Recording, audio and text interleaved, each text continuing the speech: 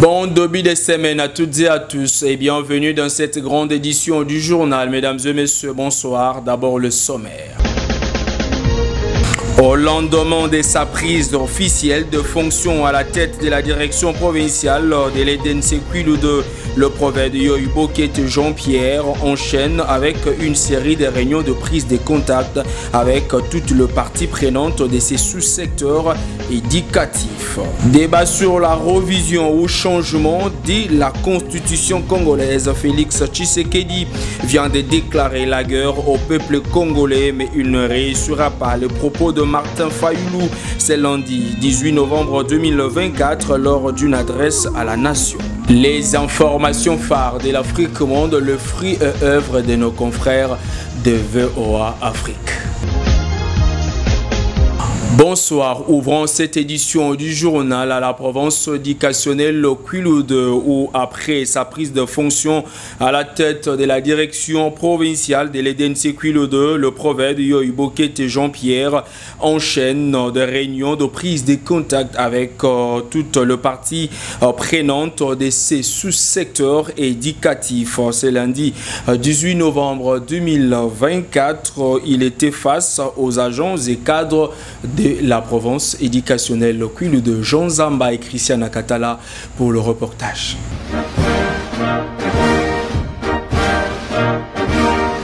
L'hymne national a donné les go de la réunion des prises des contacts entre le nouveau prophète Yoyi Bokete Jean-Pierre de l'EDNC Kwilu2 et les agents et cadres de cette province éducationnelle. C'est lundi 18 novembre 2024.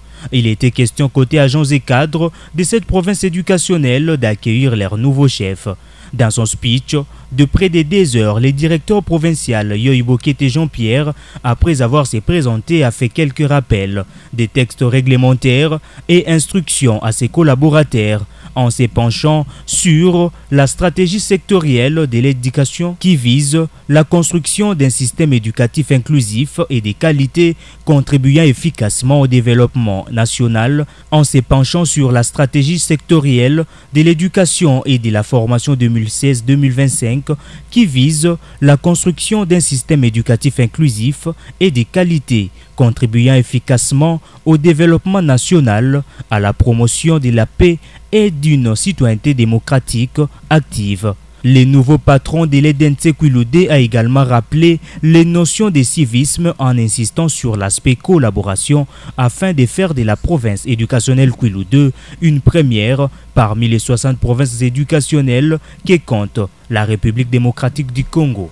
Très important pour nous aujourd'hui de présider cette très grande réunion à l'intention des agents et cadres de la direction provinciale de l'éducation nationale et nouvelle citoyenneté, Kwilu2, l'inspection, la direction, la DINACOPE, CERNI, centre de formation, ainsi de suite, dans le souci de nous présenter d'abord, de nous connaître et ensuite de donner notre vision de travail qui cadre avec la stratégie sectorielle d'éducation et de la formation 2017-2025, qui cadre avec le plan quinquennal du ministère de l'Éducation nationale et nouvelle citoyenneté, et de mettre un accent sur la gestion axée sur les résultats, la gestion des proximités qui doivent être notre cheval de bataille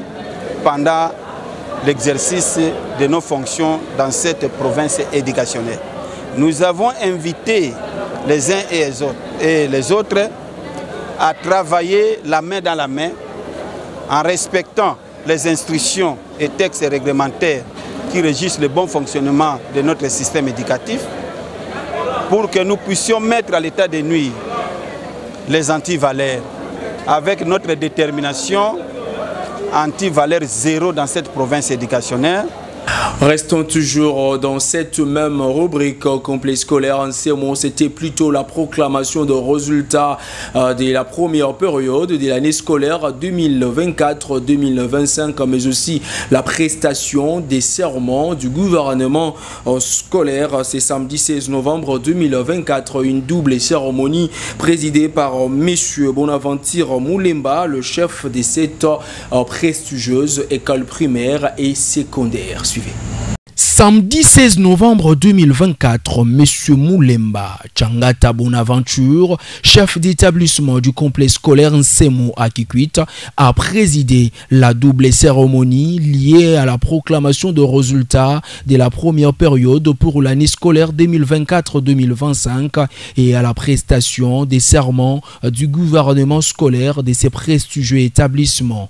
C'est là devant les élèves accompagnés de leurs parents et tuteurs, mais aussi quelques autorités de la province éducationnelle Kwilu 2. Dans son mot des circonstances, M. Bouenj Glody, conseiller du Parlement des élèves, a expliqué devant cette foule immense les déroulements de la campagne du président élu. Poser sa candidature au poste de président des élèves du complexe scolaire Nsemo en bonne et due forme et se conformant au calendrier électoral.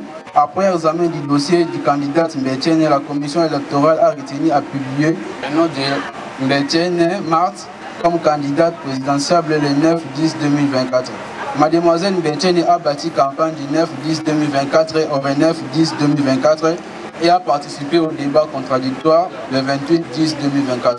Conformément au calendrier électoral et au règlement d'ordre intérieur du complexe scolaire Nsemo, à l'issue du scrutin présidentiel organisé par la commission électorale du complexe scolaire Nsemo le 29-10-2024. La candidate Mbetiene a été élue avec 107 voix, soit 53% au premier degré.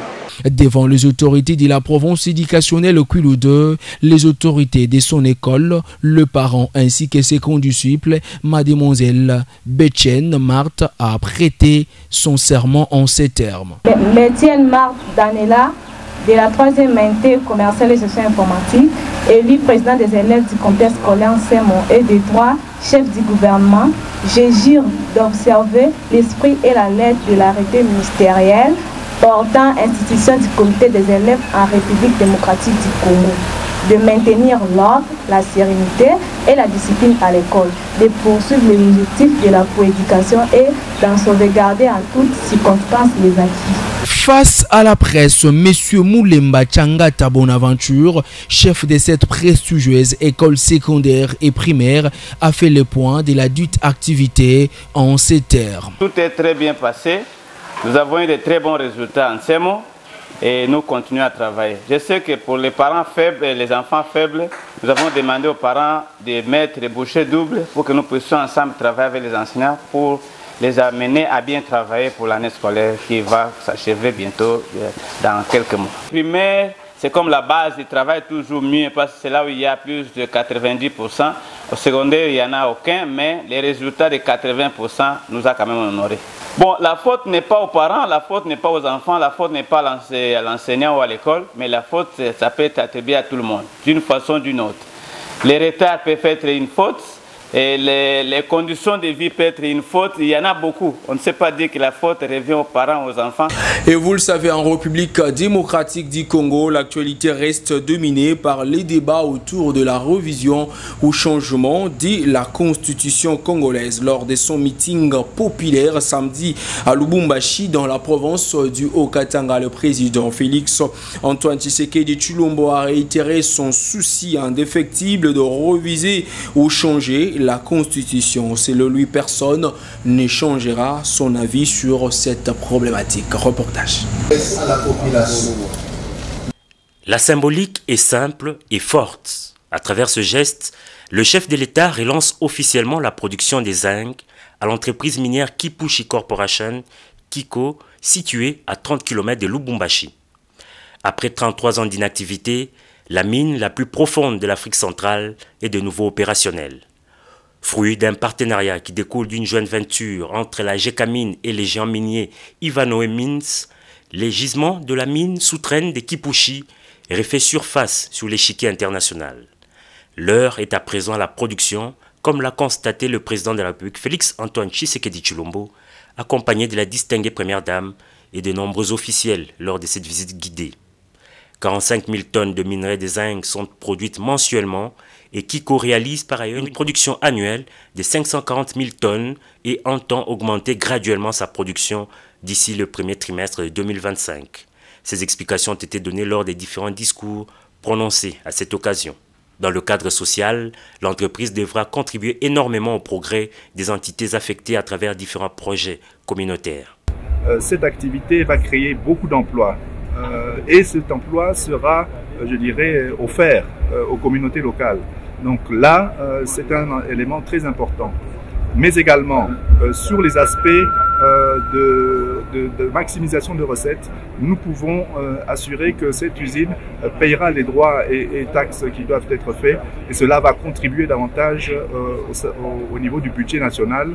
L'espoir de tout Kipushi repose sur cette compagnie et voilà qui explique la mobilisation pour cet événement. Très heureuse, cette population qui n'avait jamais vu un chef d'État dans ces territoires depuis 22 ans est venue massivement dire merci aux premiers citoyens du pays pour la matérialisation de ce projet. Et pour mieux communier avec cette population, c'est au stade de l'OUA que Félix Antoine Tshisekedi Tshilombo s'est adressé à ses compatriotes. L'emploi des jeunes, la relance de l'entreprise Kiko, la situation sécuritaire du pays et la question de la révision ou du changement de la Constitution ont été abordés. Au sujet de la révision ou du changement de la Constitution, comme à Lubumbashi, le garant de la nation a confirmé qu'il mettra en place l'année prochaine une commission chargée de réfléchir sur la Constitution. Je redis ici ce que j'ai dit hier. L'année prochaine, dès que le moment arrivera, nous allons mettre sur pied une commission qui va se pencher sur l'examen de cette Constitution et ensuite proposer dans un premier temps aux élus ce qu'il y a lieu de faire, quitte à arriver jusque même à la consultation populaire. C'est par un appel à la mobilisation générale pour barrer la route à ceux qui veulent s'ériger en obstacle pour le développement du pays que le chef de l'État a conclu son meeting. Toujours cette actualité, l'opposant congolais Martin Fayulu Madidi pense que le président Félix Antoine Tshisekedi Tshilombo vient de déclarer la guerre avec la population congolaise. Mais il ne réussira pas du tout car il trouvera toute la population sur son chemin. Martin Fayulu l'a fait savoir ce lundi 18 novembre 2024 via un message adressé à la nation. Peuple congolais, Monsieur Félix Tshisekedi joue avec le feu comme un gamin. Il continue de jouer avec le feu. Il vient de déclarer la guerre au peuple congolais.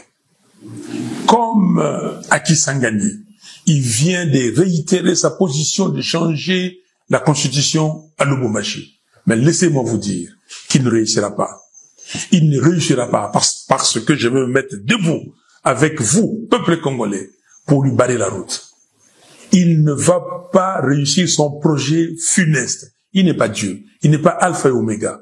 Qu'il sache que la constitution congolaise, et vous devez le savoir, elle a été rédigée par les Congolais au Congo, pas par les étrangers. Qu'il sache que lui n'a jamais gagné une élection, qu'il sache qu'en 2018, j'ai gagné. Il le sait avec 62,11%, qu'il a usurpé le pouvoir. Et qu'il sache qu'en 2023, il a organisé un simulacre d'élection. Donc, peuple congolais, vous avez vos représentants légitimes. Je suis votre commandant, le président élu. Donc, vous ne pouvez pas écouter Tshisekedi, ou Tshisekedi ne peut pas vous faire peur. Il va voir ce que les Congolais vont lui réserver. Et je suis là et je serai devant vous. Monsieur Tshisekedi, il parle de l'article 217. Mais je lui demande qu'il aille lire cet article et qu'il complète sa lecture avec l'article 214. Comme sa première ministre, lui vient démontrer qu'il ne connaît pas la Constitution. C'est grave. Ce n'est pas lui qui a amené le pays à l'EAC. C'est lui qui a fait adhérer le pays à l'EAC. C'était quoi l'EAC? Est-ce qu'il a compris les conséquences? À l'EAC, c'est là où certains pays africains pouvait prendre certaines portions de notre territoire. Pas la Constitution. Qu'il me cite un seul article de la Constitution qui l'empêche de récupérer Bunagana et les 120 autres localités occupées aujourd'hui par le M23. Qu'il me donne un seul article qui lui permet d'encourager la corruption, de laisser les deniers publics être volés par n'importe qui. Qu'il me donne un seul article qui l'empêche d'améliorer les conditions sociales des Congolais. Un seul. Non, ça n'existe pas. C'est un faux fuyant. Monsieur Tshisekedi doit comprendre que les Congolais ne le laisseront pas faire. Donc je suis avec vous, et avec vous, nous allons lui barrer la route. Qu'il sache, et comme on dit en français, à bon entendeur, salut. Et puis cette bonne nouvelle, chaque jour c'est une fête devant vos programmes. C'est le maître mot de la campagne promo fin d'année lancée il y a peu par la société Canal+, République démocratique du Congo. Cette campagne vient donner un ouf de soulagement à toute la population congolaise abonnée à des Canal+, à cette période où la crise économique bat son record. Soucieuse du bien-être de ses nouveaux et anciens abonnés, la société Canal+ RDC a lancé il y a peu la campagne promo fin d'année 2024 dénommée « Chaque jour est une fête ». Via cette sublime campagne, les décodeurs HD est à $10 à partir de la formule Access.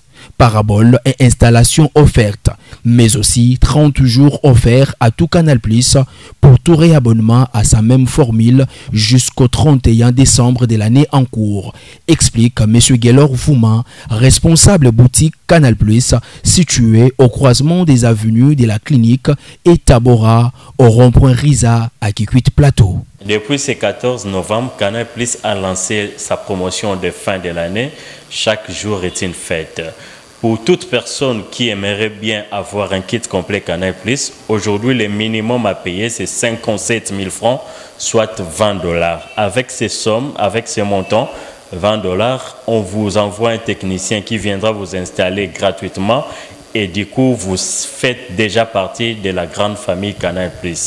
Et maintenant pour toute personne qui a déjà un décodeur Canal+ chez lui, il suffit de se réabonner à sa dernière formule. On vous donne 30 jours de tout Canal. Avec Canal+, chaque jour est une fête devant vos programmes préférés. Papa, maman, Besepeli Sabana, Sambuna Canal+, Bilumbu Nyosu, que fête. Et puis l'actualité, c'est aussi ces communiqués de presse de la Senko qui dément le propos tenu par le journaliste Freddy Moulemba relatif à la position de l'Église catholique face au projet de balkanisation de la République démocratique du Congo. Les accusations non fondées que l'Église catholique décourage et dénonce avec la dernière énergie. Détail, je vous propose dans cet extrait où le secrétaire général de la Senko, Monseigneur Donatien Cholet, mais aussi porte-parole de la Senko, nous en dit plus.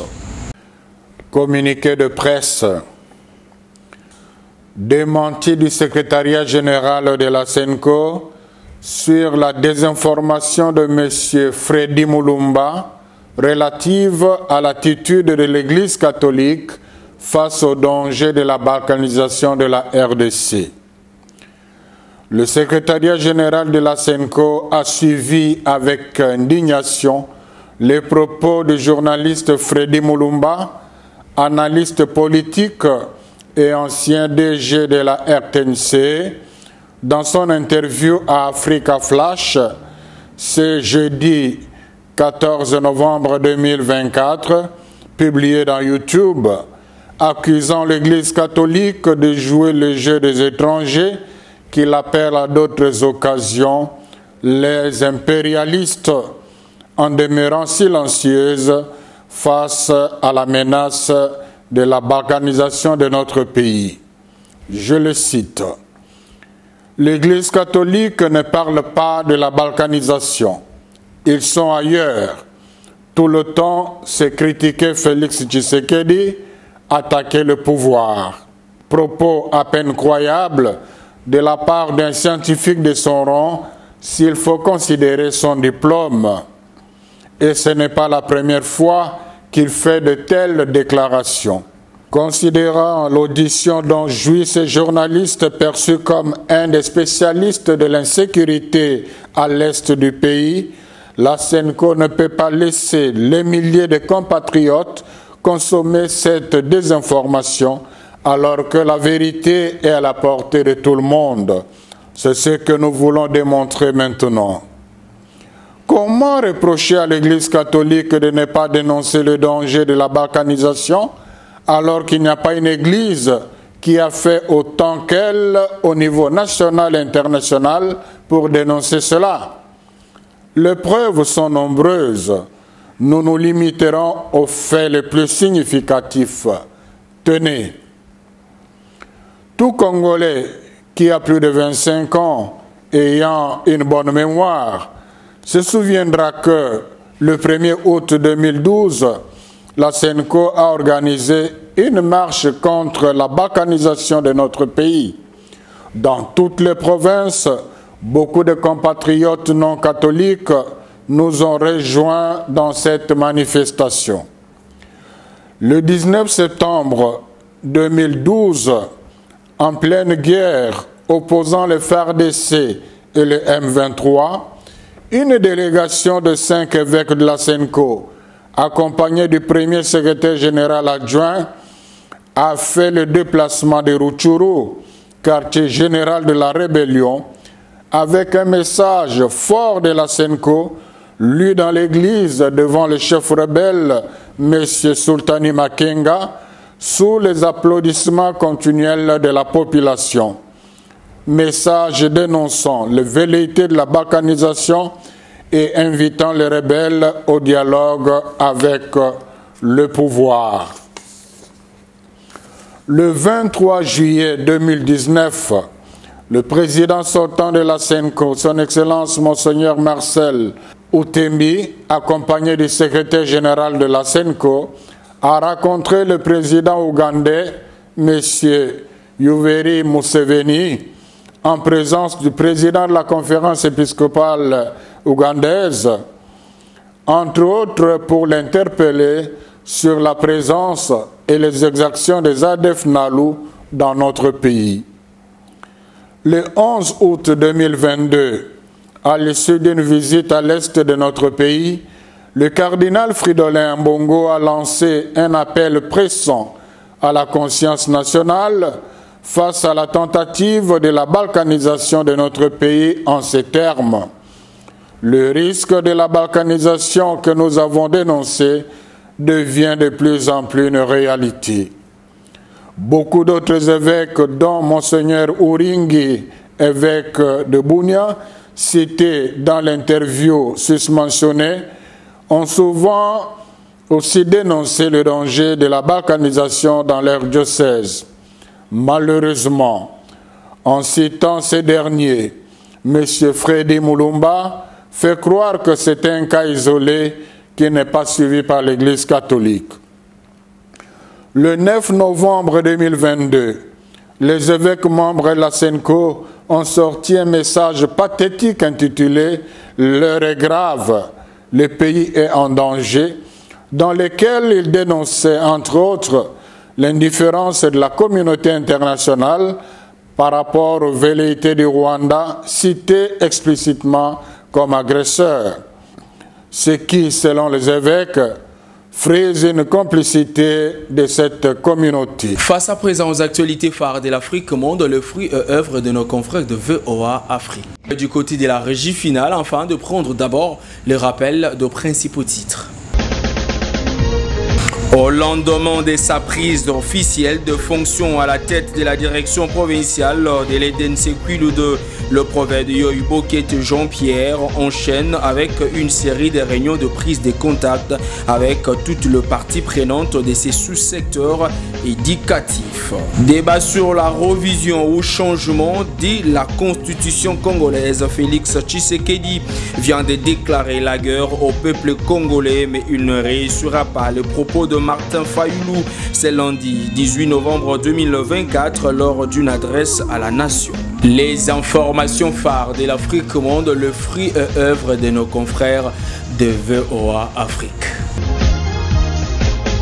Ça n'est fini pour cette première édition de la semaine. Mesdames et messieurs, je vous dis un grand merci pour votre sympathie, attention soutenue au programme de la radio-télévision Vénus. Je vous retrouve dans un futur très proche.